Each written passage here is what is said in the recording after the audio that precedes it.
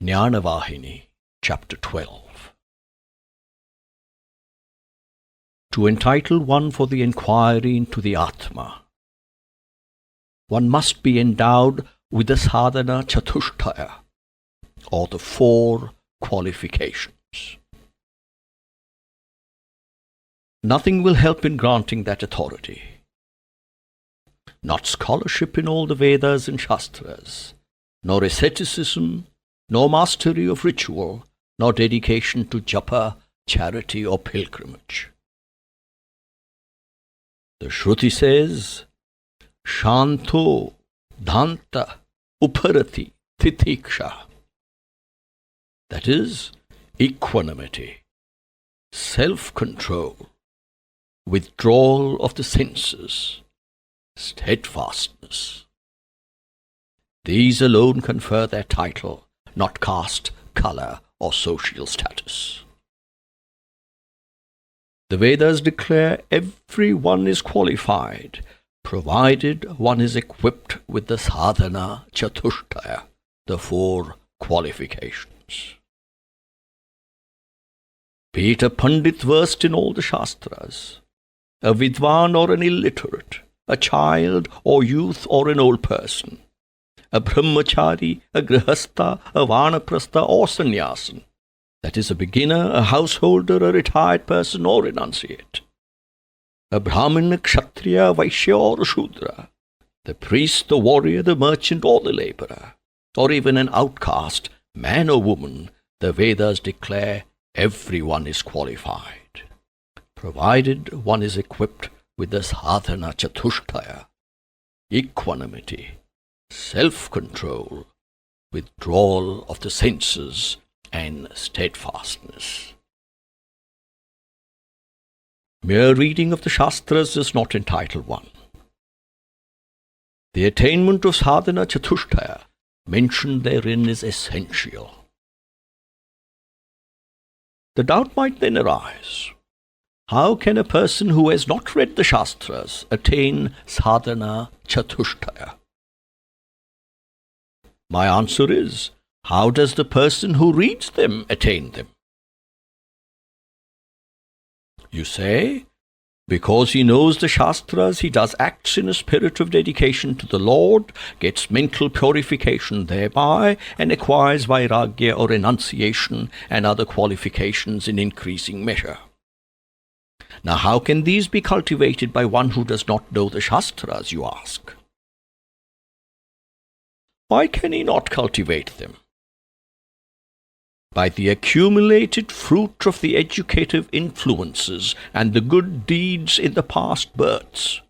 It is possible to get qualified for Atma Vichara, inquiry into the nature of self, in this birth without Shastric study. Now the question might arise. When efforts in previous births are rewarded, and one is endowed as a result of these with the four qualifications, the sadhana chatushtaya, how is it that study of the Shastras here and now do not help? Some persons are also handicapped by the evil effects of past karma, and they do not get fruit from Shastric study. But as far as character and bent of mind are concerned, the lucky ones who have engaged in good deeds in past births are at an advantage. The student whose study is handicapped by past samskaras or inborn impulses is as unlucky as the aspirant who has failed to develop a spiritual bent of mind by his activities in past births. Well, even when one has mastered the Shastras, if one has not taken up sadhana, he cannot grasp the atmic basis of experience. Of course, he who has understood the scriptures has greater chances of entering upon a course of sadhanas and practicing them more steadfastly.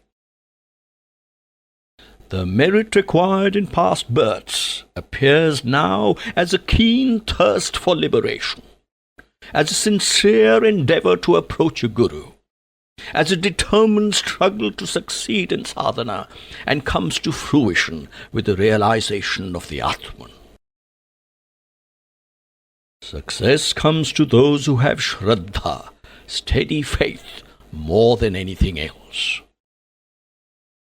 Without Shraddha, the prompting to translate what has been read in the Shastras will be absent, and scholarship will hang as a burden on the brain.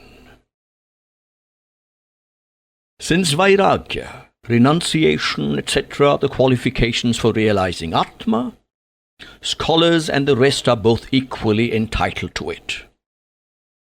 It may be asked, is it not through sadhana alone that the Atma can be known?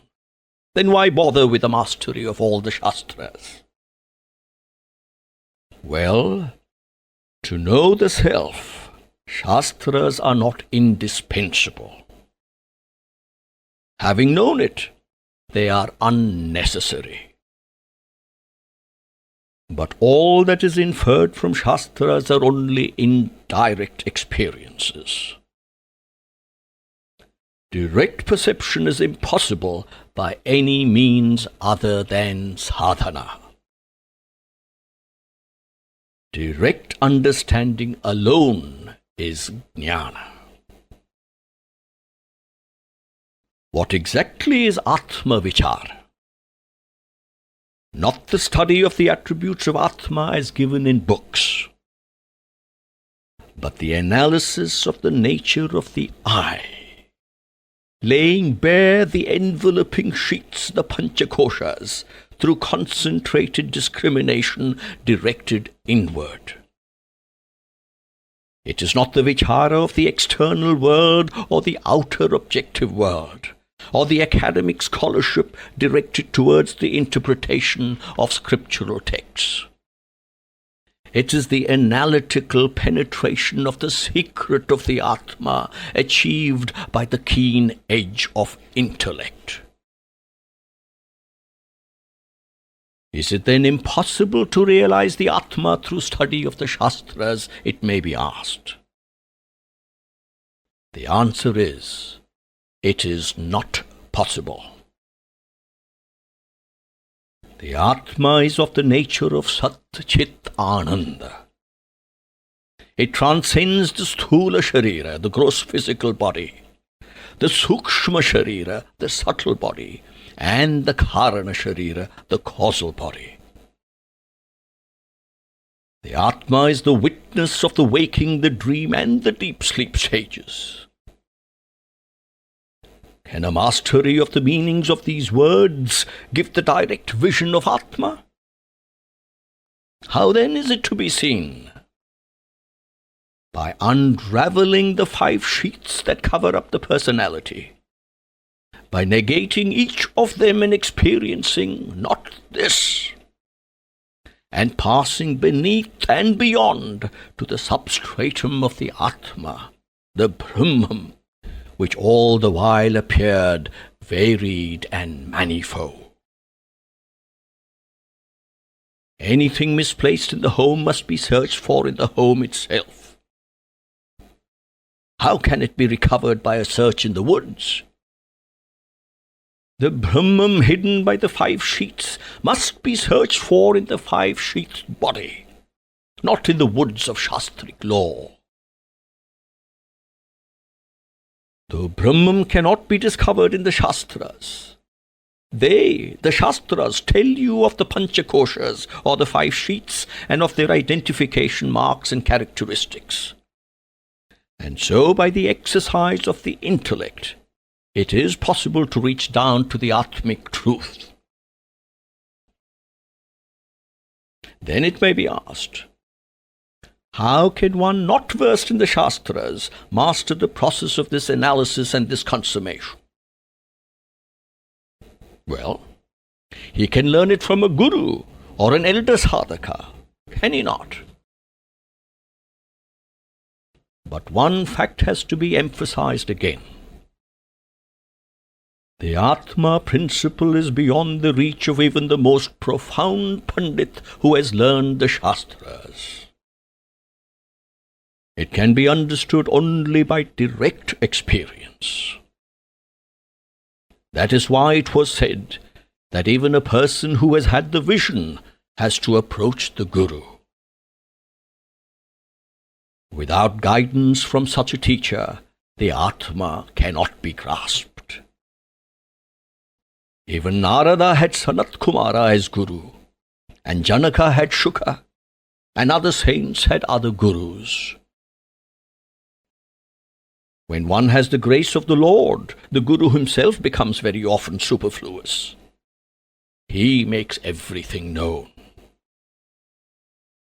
Maitri, the consort of Yajnavalkya, and the unlearned Leela and Chudala are examples to show that without prolonged study of the Shastras, even women in the past learnt the Atma Vidya from the Guru and attained success.